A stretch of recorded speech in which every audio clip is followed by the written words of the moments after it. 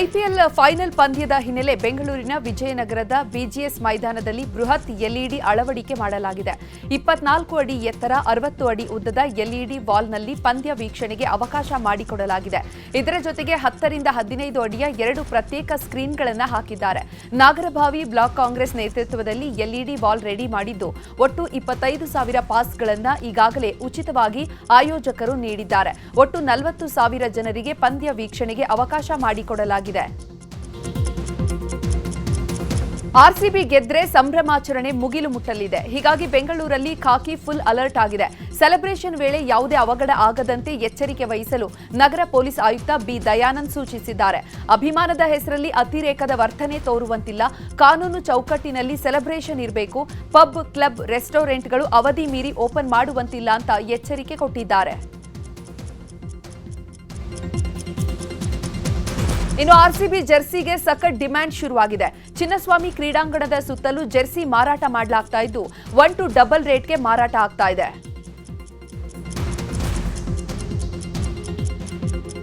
ಚಿಕ್ಕಬಳ್ಳಾಪುರದ ಕಾಲೇಜಿನಲ್ಲೂ ಐಪಿಎಲ್ ಸಂಭ್ರಮ ಕಳೆಗಟ್ಟಿದೆ. ಆರ್ಸಿಬಿ ಗೆಲುವಿಗಾಗಿ ವಿದ್ಯಾರ್ಥಿಗಳು ಜೈಕಾರ ಹಾಕಿದ್ದಾರೆ. ಈ ಬಾರಿ ಕಪ್ ನಮ್ದೇ ಅಂತ ಘೋಷಣೆ ಕೂಗಿದ್ದಾರೆ.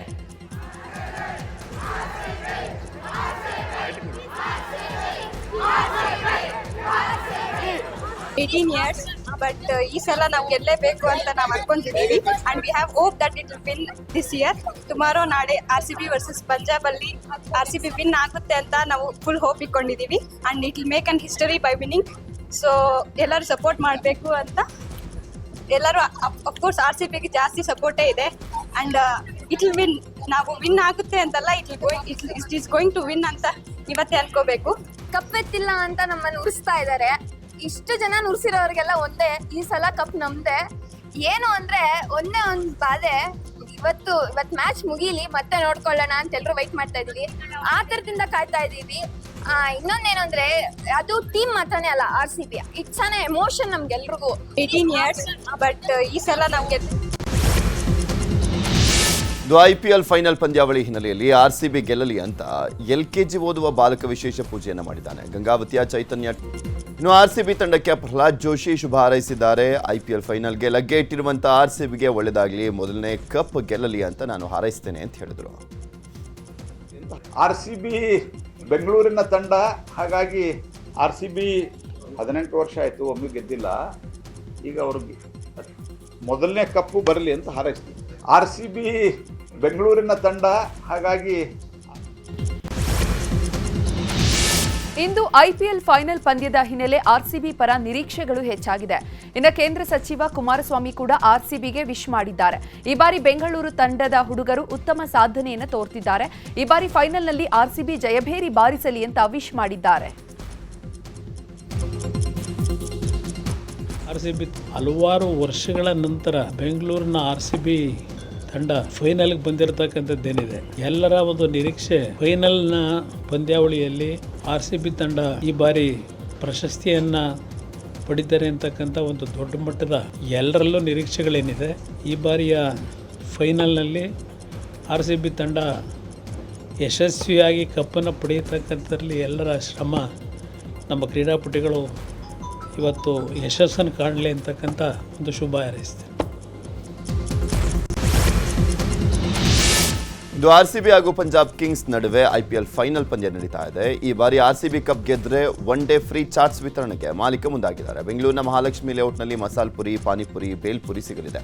ಈ ಸಲ ಕಪ್ ನಮ್ದು, 1 ಡೇ ಪಾನಿಪುರಿ ನಿಮ್ದು ಅಂತ ಅನಿಲ್ ಚಾಟ್ ಸೆಂಟರ್ನ ಮಾಲೀಕ ಬೋರ್ಡ್ ಅನ್ನು ಹಾಕಿದ್ದಾರೆ.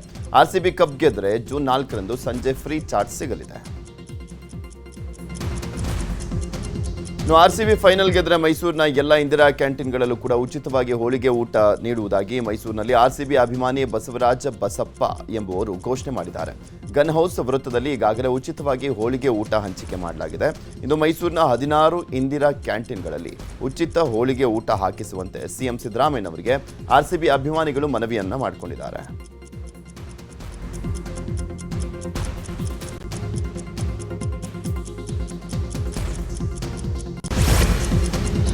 ರಹಿಮಾನ್ ಕೊಲೆ ಬಳಿಕ ಕರಾವಳಿಯಲ್ಲಿನ ಕೋಮು ಗಲಭೆಗಳನ್ನು ಪೊಲೀಸರ ಮೂಲಕ ಸರ್ಕಾರ ಕ್ಲೀನ್ ಮಾಡುವ ಕೆಲಸಕ್ಕೆ ಕೈ ಹಾಕಿದಂತಿದೆ. ಕರಾವಳಿ ಕರ್ನಾಟಕದಲ್ಲಿ ಶಾಂತಿ ಸ್ಥಾಪಿಸಲು ಪೊಲೀಸರು ಮಿಡ್ನೈಟ್ ಆಪರೇಷನ್ ಶುರು ಮಾಡಿದ್ದಾರೆ. ಹಿಂದೂ ಲೀಡರ್ಗಳ ಮನೆಗಳಿಗೆ ತೆರಳಿ ವಿಚಾರಣೆ ಮಾಡಿ ಮನೆಗಳಲ್ಲಿ ದಿಢೀರ್ ಪರಿಶೀಲನೆಯನ್ನ ಮಾಡಿದ್ದಾರೆ. ಇನ್ನೊಂದು ಕಡೆ ಅರುಣ್ ಪುತ್ತಿಲ, ಭರತ್ ಕುಂಡೇಲು, ಮಹೇಶ್ ಶೆಟ್ಟಿ ತಿಮ್ಮರೋಡಿ ಸೇರಿ 36 ಜನರನ್ನ ಗಡೀಪಾರಿಗೆ ಪೊಲೀಸರು ತೀರ್ಮಾನಿಸಿದ್ದಾರೆ. 15 ಮುಸ್ಲಿಂ ಮುಖಂಡರನ್ನು ಗಡೀಪಾರಿಗೆ ಕಾನೂನು ಪ್ರಕ್ರಿಯೆಯನ್ನು ಪೊಲೀಸರು ಆರಂಭಿಸಿದ್ದಾರೆ. ಇದಿಷ್ಟೇ ಅಲ್ಲ, ದ್ವೇಷ ಭಾಷಣ ಮಾಡಿದ ಆರೋಪದಡಿ ಆರ್ಎಸ್ಎಸ್ ಮುಖಂಡ ಕಲ್ಲಡ್ಕ ಪ್ರಭಾಕರ್ ಅವರ ಮೇಲೆ ಎಫ್ಐಆರ್ ಹಾಕಲಾಗಿದೆ. ಕಲ್ಲಡ್ಕ ಪ್ರಭಾಕರ್ ಭಟ್ ಸೇರಿ ಹಿಂದೂ ಕಾರ್ಯಕರ್ತರ ಮೇಲೆ ಎಫ್ಐಆರ್ ಹಿನ್ನೆಲೆ ಮಂಗಳೂರು, ಮಡಿಕೇರಿ, ಚಿಕ್ಕಮಗಳೂರು, ಉಡುಪಿ ಭಾಗದಲ್ಲಿನ ಕಾರ್ಯಕರ್ತರ ರಕ್ಷಣೆಗೆ ಬಿಜೆಪಿ ನಿಂತಿದೆ. ಕಾರ್ಯಕರ್ತರ ಜೊತೆ ನಿಂತು ಕಾನೂನು ಹೋರಾಟಕ್ಕೆ ಸೂಚನೆ ನೀಡಲಾಗಿದೆ. ಅಲ್ಲದೆ ರಾಜ್ಯ ಮಟ್ಟದಿಂದ ವಿಶೇಷ ಕಾನೂನು ತಂಡ ರಚನೆಗೂ ಸಿದ್ಧತೆ ಮಾಡಿಕೊಳ್ಳಲಾಗ್ತಾ ಇದೆ. ಆಂಟಿ ಕಮ್ಯುನಲ್ ಫೋರ್ಸ್ ಮೂಲಕ ಹಿಂದೂ ಕಾರ್ಯಕರ್ತರನ್ನ ಟಾರ್ಗೆಟ್ ಮಾಡಲಾಗ್ತಾ ಇದೆ. ಹೀಗಾಗಿ ಹಿಂದೂಗಳ ಪರವಾಗಿ ಗಟ್ಟಿಯಾಗಿ ನಿಲ್ಲಲು ಬಿಜೆಪಿ ಮುಂದಾಗಿದೆ. ದಕ್ಷಿಣ ಕನ್ನಡ ಜಿಲ್ಲೆಯಲ್ಲಿ ಹಿಂದೂ ನಾಯಕರು ಕಾರ್ಯಕರ್ತರ ಮೇಲೆ ಎಫ್ಐಆರ್ ಮಾಡಿರುವಂತಹ ವಿಚಾರವಾಗಿ ಬಿಜೆಪಿ ಮಾಜಿ ರಾಜ್ಯಾಧ್ಯಕ್ಷ ನಳಿನ್ ಕುಮಾರ್ ಕಟೀಲ್ ಕಿಡಿಕಾರಿದ್ದಾರೆ. ಇನ್ನು ದಕ್ಷಿಣ ಕನ್ನಡ ಜಿಲ್ಲೆಯಲ್ಲಿ ಹಿಂದೂ ಹೋರಾಟಗಾರರ ದಮನಿಸುವ ಕೆಲಸ ಆಗ್ತಾ ಇದೆ. ಈ ಜಿಲ್ಲೆಯಲ್ಲಿ ಪ್ರವೀಣ್ ನೆಟ್ಟಾರು ಹತ್ಯೆಯಿಂದ ಕೇರಳ ಮಾದರಿ ಹತ್ಯೆಗಳು ಆರಂಭವಾಗಿದ್ದಾವೆ. ಎನ್ಐಎ ತನಿಖೆ ವೇಳೆಯೂ ಕೂಡ ಕೇರಳ ಕೈವಾಡ ಇರುವಂಥದ್ದು ಗೊತ್ತಾಗಿದೆ. ಪ್ರಭಾಕರ್ ಭಟ್ ಮೇಲಿನ ಕೇಸು, ಅರುಣ್ ಪುತ್ತಿಲ ಗಡೀಪಾರು ಕಾಂಗ್ರೆಸ್ನ ಷಡ್ಯಂತ್ರ, ಆರ್ಎಸ್ಎಸ್ ದೇಶಭಕ್ತ ಸಂಘಟನೆ ಅಂತ ನ್ಯಾಯಾಲಯದಲ್ಲೇ ತೀರ್ಪು ಆಗಿದೆ ಅಂತ ಹೇಳಿದರು. ಅವರಿಗೆ ದಕ್ಷಿಣ ಕನ್ನಡ ಜಿಲ್ಲೆಯಲ್ಲಿ ನಡೆದಿರುವ ಕೆಲವು ಅಹಿತಕರ ಘಟನೆಗಳ ಹಿನ್ನೆಲೆಯಲ್ಲಿ ಹಿಂದುತ್ವದ ಹೋರಾಟವನ್ನು ಮಾಡಿಕೊಂಡು ಬಂದಿರತಕ್ಕಂಥ ನಾಯಕರ ದಮನಿಸುವಂಥ ಕೆಲಸ ನಡೀತಾ ಇದೆ ಕಾಂಗ್ರೆಸ್ ಸರ್ಕಾರದಿಂದ.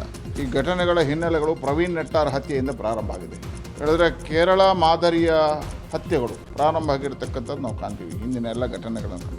ಆದರೆ ಇವತ್ತು ಸಮಾಜ ಕೆಲಸ ಮಾಡ್ತಕ್ಕಂಥ, ರಾಷ್ಟ್ರೀಯ ವಿಚಾರಧಾರೆಗೆ ಕೆಲಸ ಮಾಡ್ತಕ್ಕಂಥ ಕೆಲವು ಪ್ರಮುಖರನ್ನು, ವಿಶೇಷವಾಗಿ ಡಾಕ್ಟರ್ ಪ್ರಭಾಕರ್ ಭಟ್ರ ಮೇಲೆ ಹಾಕಿರ್ತಕ್ಕಂಥ ಕೇಸು, ಇವತ್ತು ಅರುಣ್ ಪುತ್ತಿಲ ಅವರಿಗೆ ಹಾಕಿರ್ತಕ್ಕಂಥ ಗಡೀಪಾರು, ಇದೆಲ್ಲವೂ ಕಾಂಗ್ರೆಸ್ಸಿನ ಷಡ್ಯಂತರ ಅಂತ ಅನ್ನಿಸ್ತದೆ.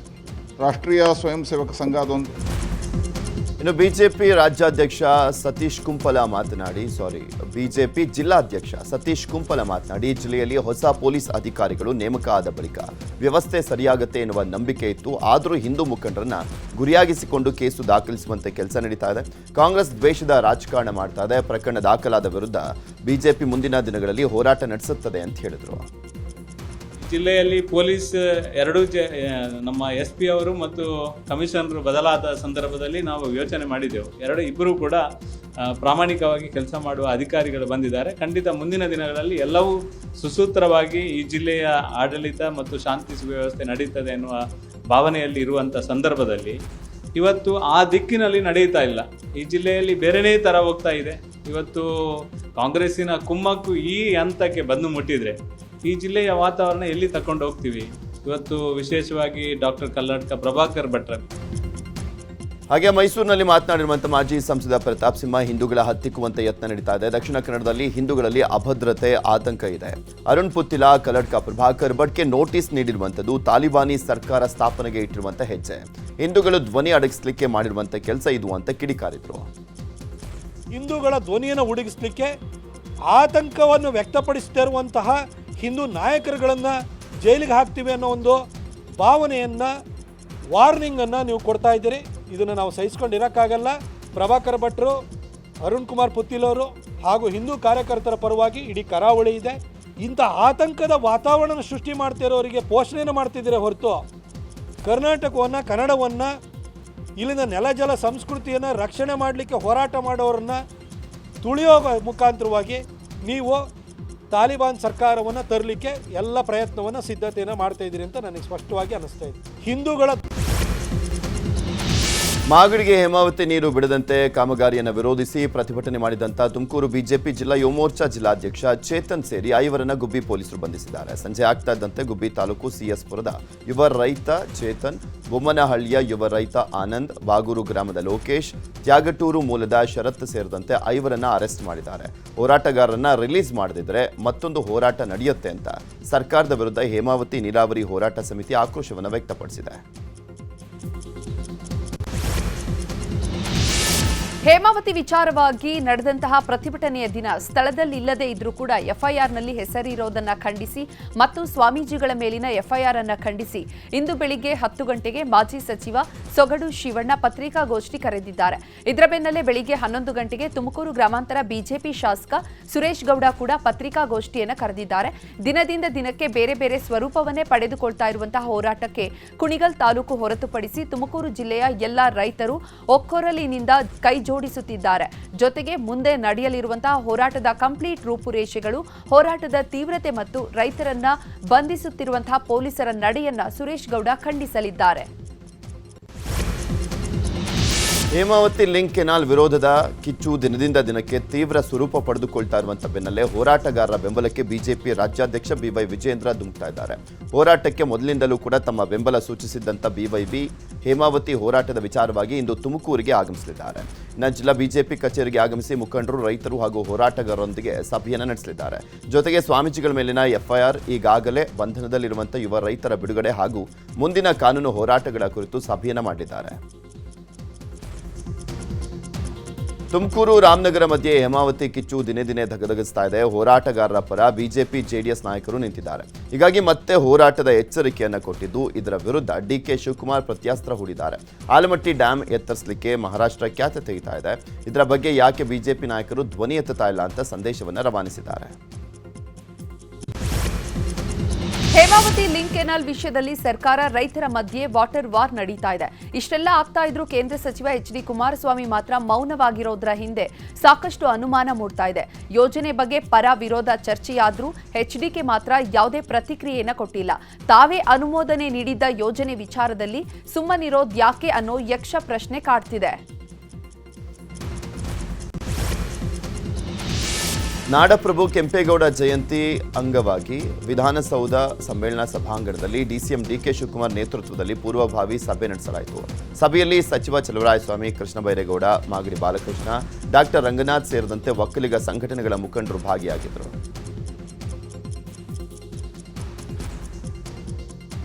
ಕೆಂಪೇಗೌಡರ ದಿನಾಚರಣೆ ಆಚರಣೆ ಬಗ್ಗೆ ಇವತ್ತು ಪೂರ್ವಭಾವಿ ಸಭೆಯನ್ನು ಕರೆದಿದ್ದು, ನಿಮ್ಮ ಕಣ್ಣೆದುರಿಗೆ ಸುಮಾರು ಒಂದು 150-200 ಜನ ಎಲ್ಲ ಪ್ರಮುಖ ನಾಯಕರುಗಳು ಬಂದಿದ್ದರು. ಸುಮಾರು 60-70 ಜನ ಅನೇಕ ಸಲಹೆಗಳನ್ನೆಲ್ಲ ಕೊಟ್ಟಿದ್ದಾರೆ. 27ನೇ ತಾರೀಕು ದಿನಾಂಕವನ್ನು ಜೂನ್ 27ನೇ ತಾರೀಕು ನಿಗದಿಯನ್ನು ನಾವು ಮಾಡಿದ್ದೇವೆ.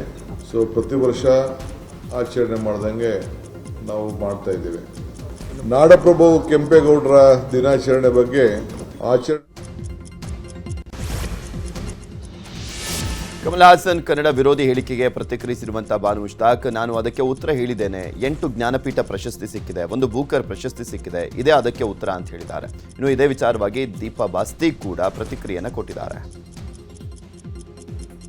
ಜ್ಞಾನಪೀಠ, ನಾನು ಅದಕ್ಕೆ ಉತ್ತರ ಹೇಳಿದೆ. ನಾನು 8 ಜ್ಞಾನಪೀಠ ಮತ್ತೆ 1 ಬೂಕರ್ ಪ್ರಶಸ್ತಿ ಪಡೆದಿದೆಯಲ್ಲ, ಅದರಲ್ಲಿ ಭಾಷೆ ಬಗ್ಗೆ ಯಾವುದೇ ರೀತಿಯ, ನಾನು ಅದಕ್ಕೆ ಉತ್ತರ ಹೇಳಿದೆ. ನಾನು 8 ಜ್ಞಾನಪೀಠ. ಇದು ಒಂದು ಸಿಲಿ ಆರ್ಗ್ಯುಮೆಂಟ್ ಇದು. ಯಾಕೆಂತ ಹೇಳಿದರೆ ಯಾವುದೇ ಭಾಷೆ ಅದರ ವಯಸ್ಸನ್ನು ಕಟ್ಟಿಕೊಂಡು ಅದಕ್ಕೆ ಮಾನ್ಯತೆ ಸಿಕ್ಕುವಂಥದ್ದಲ್ಲ, ಅದಕ್ಕೆ ಸ್ಟೇಟಸ್ ಸಿಕ್ಕುವಂಥದ್ದು. ಇದು ಹಳೇದು, ಇದು ಹೊಸದು ಅಂತ ಹೇಳುವ ಚರ್ಚೆಯಲ್ಲಿ ಏನೂ ಅರ್ಥ ಇಲ್ಲ. ಎಲ್ಲ ಭಾಷೆಗಳು, ನಮ್ಮ ಕನ್ನಡ ಆಗಲಿ, ತಮಿಳಾಗಲಿ, ಇಂಗ್ಲೀಷ್, ಹಿಂದಿ, ಯಾವುದೇ ಎಲ್ಲ ಭಾಷೆಗಳು ಒಂದೇ. ಎಲ್ಲ ಭಾಷೆಗಳು ಮುಖ್ಯ. ಎಲ್ಲ ಭಾಷೆಗಳು ಅವೇ ಆದ ಒಂದೊಂದು ಸ್ಟೇಟಸ್ಗಳು ಇರುತ್ತವೆ. ಇದು ಒಂಥರ ಅನ್ನೆಸೆಸರಿ ಆರ್ಗ್ಯುಮೆಂಟ್ ಅಷ್ಟೇ. ಇದು ಒಂದು ರಾಜ್ಯದ ಕರಾವಳಿ ಜಿಲ್ಲೆಗಳಲ್ಲಿ ಮುಂಗಾರು ಮಳೆ ಇಂದಿನಿಂದ ಮತ್ತೆ ಆರ್ಭಟಿಸಲಿದೆ. ದಕ್ಷಿಣ ಕನ್ನಡ, ಉಡುಪಿ, ಉತ್ತರ ಕನ್ನಡ ಜಿಲ್ಲೆಗೆ ಯೆಲ್ಲೋ ಅಲರ್ಟ್ ಘೋಷಣೆ ಮಾಡಲಾಗಿದೆ. ಬೆಂಗಳೂರು ನಗರ, ಗ್ರಾಮಾಂತರ, ಚಿತ್ರದುರ್ಗ, ತುಮಕೂರು, ಚಿಕ್ಕಮಗಳೂರು, ಚಿಕ್ಕಬಳ್ಳಾಪುರ, ಕೋಲಾರ, ಕೊಡಗು, ಬಳ್ಳಾರಿ, ಗದಗ, ಕೊಪ್ಪಳ, ಕಲಬುರಗಿ, ಯಾದಗಿರಿಯಲ್ಲಿ ನಾಳೆಯಿಂದ ಉತ್ತಮ ಮಳೆ ಆಗಲಿದೆ ಅಂತ ಹವಾಮಾನ ಇಲಾಖೆ ಮಾಹಿತಿ ನೀಡಿದೆ. ಶಿವಮೊಗ್ಗದಲ್ಲಿ ಕಾಡಾನೆ ಉಪಟಳ ಮುಂದುವರೆದಿದೆ. ಹೊಸನಗರ ತಾಲೂಕಿನ ಯಡೂರು ಗ್ರಾಮದಲ್ಲಿ ಕಾಡಾನೆ ಪ್ರತ್ಯಕ್ಷವಾಗಿದ್ದು ಆನೆ ಕಂಡು ಗ್ರಾಮಸ್ಥರು ಭಯಗೊಂಡಿದ್ದಾರೆ. ಮೊದಲು ತೀರ್ಥಹಳ್ಳಿ, ಆರಗ, ಗುಡ್ಡೆಕೊಪ್ಪ ಪ್ರದೇಶದಲ್ಲಿ ಸಂಚರಿಸ್ತಾ ಇದ್ದಂಥ ಆನೆ ಈಗ ಯಡೂರು ಗ್ರಾಮಕ್ಕೆ ಎಂಟ್ರಿ ಕೊಟ್ಟಿದೆ. ಸದ್ಯ ಗ್ರಾಮದಲ್ಲಿ ಆನೆ ಸಂಚಾರ ಮಾಡ್ತಿರೋದ್ರಿಂದ ಗ್ರಾಮಸ್ಥರು ಮನೆಯಿಂದ ಹೊರಗಡೆ ಬರಲಿಕ್ಕೆ ಹೆದರ್ತಾ ಇದ್ದು ಕಾಡಾನೆ ಸೆರೆಗೆ ಆಗ್ರಹಿಸಿದ್ದಾರೆ. ಸಿಎಂ ಸಿದ್ದರಾಮಯ್ಯ ಇಂದು ಗದಗ ಜಿಲ್ಲಾ ಪ್ರವಾಸ ಮಾಡಲಿದ್ದಾರೆ. ಲಕ್ಕುಂಡಿ ಗ್ರಾಮದ ಕೋಟೆ ವೀರಭದ್ರೇಶ್ವರ ದೇವಸ್ಥಾನದ ಆವರಣದಲ್ಲಿ ಉತ್ಖನನಕ್ಕೆ ಚಾಲನೆಯನ್ನ ನೀಡಲಿದ್ದಾರೆ. ನಂತರ ಪ್ರಾಚ್ಯಾವಶೇಷಗಳ ವೀಕ್ಷಣೆ ಮಾಡಲಿದ್ದು ನಂತರ ಶ್ರೀ ಕಾಶಿ ವಿಶ್ವನಾಥ ದೇವಸ್ಥಾನಕ್ಕೆ ಭೇಟಿ ನೀಡಲಿದ್ದಾರೆ. ಬಳಿಕ ಮಧ್ಯಾಹ್ನ 1:30ಕ್ಕೆ ಎಪಿಎಂಸಿ ಆವರಣದಲ್ಲಿ ನಡೆಯುವ ಕಾರ್ಯಕ್ರಮದಲ್ಲಿ ಭಾಗಿಯಾಗಲಿದ್ದು ಸಂಜೆ 4:30ಕ್ಕೆ ಗದಗ ನಗರದ ಪಂಡಿತ ಭೀಮಸೇನ ಜೋಶಿ ರಂಗಮಂದಿರಕ್ಕೆ ಆಗಮಿಸಲಿದ್ದಾರೆ. ಬಿಜೆಪಿ ರಾಷ್ಟ್ರೀಯ ಅಧ್ಯಕ್ಷ ಜೆಪಿ ನಡ್ಡಾ ರಾಜ್ಯಕ್ಕೆ ಆಗಮಿಸಿದ್ದಾರೆ. ನಿನ್ನೆ ರಾತ್ರಿ ಬೆಂಗಳೂರಿನ ಕೆಂಪೇಗೌಡ ಏರ್ಪೋರ್ಟ್ಗೆ ಬಂದಿಳಿದಿದ್ದು ರಾಜ್ಯ ಬಿಜೆಪಿ ರಾಜ್ಯ ಅಧ್ಯಕ್ಷ ಬಿವೈ ವಿಜಯೇಂದ್ರ, ಆರ್ ಅಶೋಕ್, ಛಲವಾದಿ ನಾರಾಯಣಸ್ವಾಮಿ ಬರಮಾಡಿಕೊಂಡಿದ್ದಾರೆ. ರಾತ್ರಿ ಖಾಸಗಿ ಹೋಟೆಲ್ನಲ್ಲಿ ವಾಸ್ತವ್ಯವನ್ನು ಹೂಡಿದ್ದು ರಾಜ್ಯದ ಪ್ರಸಕ್ತ ವಿದ್ಯಮಾನಗಳು, ಪಕ್ಷದ ಆಂತರಿಕ ಬೆಳವಣಿಗೆಗಳು ಹಾಗೂ ಕಾಂಗ್ರೆಸ್ ಸರ್ಕಾರದ 2 ವರ್ಷಗಳ ಆಡಳಿತ ಕುರಿತು ಜನಾಭಿಪ್ರಾಯದ ಬಗ್ಗೆ ಮಾಹಿತಿಯನ್ನು ಪಡ್ಕೊಂಡಿದ್ದಾರೆ. ಬೆಳಗಾವಿಯ ಕೆಎಲ್ಇ-ವಿವಿಯ 15ನೇ ಘಟಿಕೋತ್ಸವ ಇಂದು ನಡೀತಾ ಇದೆ. ಘಟಿಕೋತ್ಸವದಲ್ಲಿ ಕೇಂದ್ರ ಆರೋಗ್ಯ ಸಚಿವ ಜೆಪಿ ನಡ್ಡಾ, ಪ್ರಹ್ಲಾದ್ ಜೋಶಿ ಭಾಗವಹಿಸಲಿದ್ದಾರೆ. ಈ ವೇಳೆ 1844 ವಿದ್ಯಾರ್ಥಿಗಳಿಗೆ ಪದವಿ ಪ್ರದಾನ, ಲಿವರ್ ಕ್ಯಾನ್ಸರ್ ಪ್ರಸಿದ್ಧ ವೈದ್ಯ ಶ್ರೀಕಂಠೆ ಗೌರವ ಡಾಕ್ಟರೇಟ್ ಪದವಿ ಪ್ರದಾನ ಮಾಡಲಾಗುತ್ತೆ ಅಂತ ಕೆಎಲ್ಇ ಕಾರ್ಯಾಧ್ಯಕ್ಷ ಪ್ರಭಾಕರ್ ಕೋರೆ ಹೇಳಿದ್ದಾರೆ. ಗೃಹಲಕ್ಷ್ಮಿ ಹಣ ಕೂಡಿಟ್ಟು ಮಹಿಳೆಯೊಬ್ಬರು ರಸ್ತೆ ಪಕ್ಕದಲ್ಲಿ ಬೆಳೆದಿದ್ದ ಜಾಲಿ ಗಿಡಗಳನ್ನು ಸ್ವಚ್ಛಗೊಳಿಸಿದ್ದಾರೆ. ಕೊಪ್ಪಳ ಜಿಲ್ಲೆ ಕುಕನೂರ ತಾಲೂಕಿನ ಯರೆ ಹಂಚಿನಾಳ ಸವಿತಾ ಎನ್ನುವವರು ಈ ಕಾರ್ಯ ಮಾಡಿದ್ದಾರೆ. ಯರೆ ಹಂಚಿನಾಳದಿಂದ ಕೊಟಮಚ್ಚಗಿ ರಸ್ತೆಯಲ್ಲಿ ಜಾಲಿ ಗಿಡಗಳು ಬೆಳೆದಿತ್ತು. ಜಾಲಿ ಗಿಡಗಳಿಂದ ರಸ್ತೆ ಸಂಚಾರಕ್ಕೆ ಅಡ್ಡಿಯಾಗಿತ್ತು. ಇನ್ನು ಸುಮಾರು 20,000 ರೂಪಾಯಿ ಖರ್ಚು ಮಾಡಿ ಸವಿತಾ ಸ್ವಚ್ಛತೆ ಮಾಡಿದ್ದಾರೆ.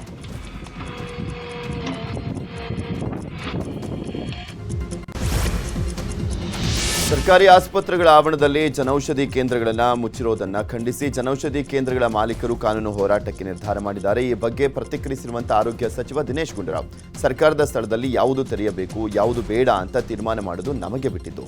ಕಾನೂನು ಹೋರಾಟ ಮಾಡುವಂತವರಿಗೆ ಕಾನೂನು ಪ್ರಕಾರವೇ ಉತ್ತರ ಕೊಡ್ತೀವಿ ಅಂತ ಹೇಳಿದ್ರು. ಮದುವೆ ನಿರಾಕರಿಸಿದ್ದಕ್ಕೆ ಯುವತಿಗೆ ಬೇರೆ ಮದುವೆಯಾಗಲು ಬಿಡದೆ ಕಿರುಕುಳ ನೀಡಿರುವ ಘಟನೆ ಮಂಡ್ಯದಲ್ಲಿ ನಡೆದಿದೆ. ಹಿಂದೂ ಮುಖಂಡ ಚಿಕ್ಕಬಳ್ಳಿ ಬಾಲಕೃಷ್ಣ ಎಂಬಾತ ಲಾವಣ್ಯ ಎಂಬ ಯುವತಿಗೆ ಮದುವೆ ಆಗದಿದ್ದಕ್ಕೆ ನಿರಂತರವಾಗಿ ಕಿರುಕುಳ ನೀಡಿದ್ದಾನೆ. ಯುವತಿಗೆ ನಿಶ್ಚಯವಾಗಿದ್ದ 7 ಮದುವೆಯನ್ನ ಕ್ಯಾನ್ಸಲ್ ಮಾಡಿಸಿದ್ದಾನೆ. 4 ವರ್ಷದ ಹಿಂದೆ ಬಾಲಕೃಷ್ಣ ಜೊತೆ ಲಾವಣ್ಯ ಮದುವೆ ನಿಶ್ಚಯವಾಗಿತ್ತು. ಆದರೆ ಬಾಲಕೃಷ್ಣ ನಡವಳಿಕೆ ಸರಿಯಿಲ್ಲದ ಕಾರಣ ಲಾವಣ್ಯ ಮದುವೆಗೆ ನಿರಾಕರಿಸಿದ್ಲು. ಈಗ ಇದೇ ಜಿದ್ದಿನಿಂದ ಲಾವಣ್ಯಗೆ ಕಿರುಕುಳ ನೀಡಿದ್ದಾರೆ. ಸದ್ಯ ನೊಂದ ಯುವತಿ ಮಂಡ್ಯ ಕೆರಗೋಡು ಠಾಣೆಗೆ ದೂರು ನೀಡಿದ್ದು ಬಾಲಕೃಷ್ಣ ವಿರುದ್ಧ ಎಫ್ಐಆರ್ ಹಾಕಲಾಗಿದೆ. ಅಲ್ಲದೆ ಯುವತಿ ಶಾಸಕ ಗಣಿಗ ರವಿಕುಮಾರ್ ಭೇಟಿಯಾಗಿ ತಮಗೆ ರಕ್ಷಣೆ ನೀಡುವಂತೆ ಮನವಿ ಕೂಡ ಮಾಡಿದ್ದಾಳೆ. ಇನ್ನು ಗಣಿಗ ರವಿ ಕೂಡ ರಕ್ಷಣೆಯ ಅಭಯ ನೀಡಿದ್ದಾರೆ.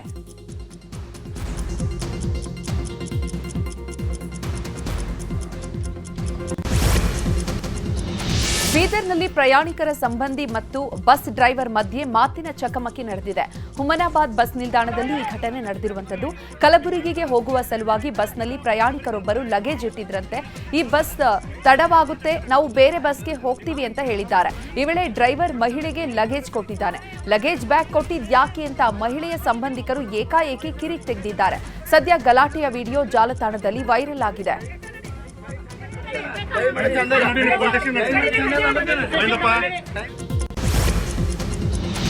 ತುಮಕೂರಿನ ತುರುವೇಕೆರೆ ಸಬ್ ಇನ್ಸ್ಪೆಕ್ಟರ್ ಸಂಗಪ್ಪನನ್ನ ಅಮಾನತು ಮಾಡಲಾಗಿದೆ. ಆರೋಪಿ ಬಳಿನೇ ಬೆಟ್ಟಿಂಗ್ ಆಡಿ ಆರೋಪಿ ಮೊಬೈಲ್ನಲ್ಲಿ ಫೋನ್ ಪೇ ಮೂಲಕ ಹಣ ಪಡೆದಿದ್ದಾರೆ. 85,000 ಹಣ ದುರ್ಬಳಕೆ ಮಾಡಿಕೊಂಡಿರುವಂತಹ ಆರೋಪದ ಮೇರೆಗೆ ಸಂಗಪ್ಪ ಮೇಟಿಯನ್ನ ಸಸ್ಪೆಂಡ್ ಮಾಡಿ ತುಮಕೂರು ಎಸ್ಪಿ ಆದೇಶವನ್ನು ಹೊರಡಿಸಿದ್ದಾರೆ.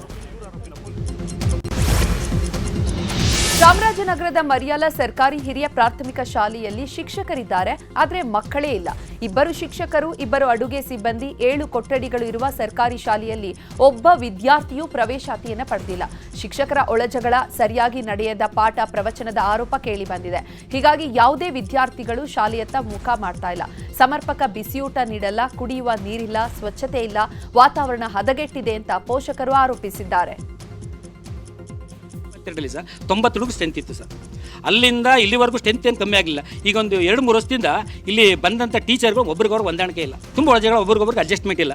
ಮತ್ತು ಅದನ್ನೆಲ್ಲ ಇದು ಮಾಡಿದಾಗ ಇದಕ್ಕೆ ಸಂಬಂಧಪಟ್ಟಾಗ ನಾವು ಇನ್ನು ತೊಂದರೆ ಐತೆ ಅಂತ ನಾವು DC ಅವ್ರಿಗೆ ಮತ್ತು ಸಂಬಂಧಪಟ್ಟ ಅಧಿಕಾರಿಗೆ BOಗೆ ಒಂದು 4-5 ಸರಿ ಫೋನ್ ಎಲ್ಲ ಮಾಡಿದ್ವು.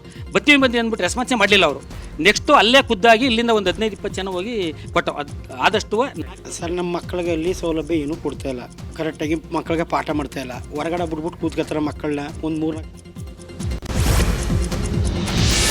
ಮಾವು ಋತು ಆರಂಭವಾದರೂ ಕೂಡ ಚನ್ನಪಟ್ಟಣದ ಬೈರಾಪಟ್ಟಣ ಗ್ರಾಮದ ಬಳಿ ನಿರ್ಮಿಸಿರುವಂಥ ಮಾವು ಸಂಸ್ಕರಣಾ ಘಟಕ ಮಾತ್ರ ಇನ್ನೂ ಕಾರ್ಯಾರಂಭಿಸಿಲ್ಲ. ಜಿಲ್ಲೆಯಲ್ಲಿ ಹೆಚ್ಚಾಗಿರುವಂಥ ಮಾವು ಬೆಳೆಗಾರರನ್ನ ಗಮನದಲ್ಲಿಟ್ಟುಕೊಂಡು ಮಾವು ಮೌಲ್ಯವರ್ಧನೆಗಾಗಿ ಸಂಸ್ಕರಣಾ ಘಟಕವನ್ನು ನಿರ್ಮಿಸಲಾಗಿದೆ. ಈ ವರ್ಷ ಘಟಕ ಕಾರ್ಯಾರಂಭ ಮಾಡಬಹುದು ಎನ್ನುವಂಥ ರೈತರ ನಿರೀಕ್ಷೆ ಸುಳ್ಳಾಗಿದೆ.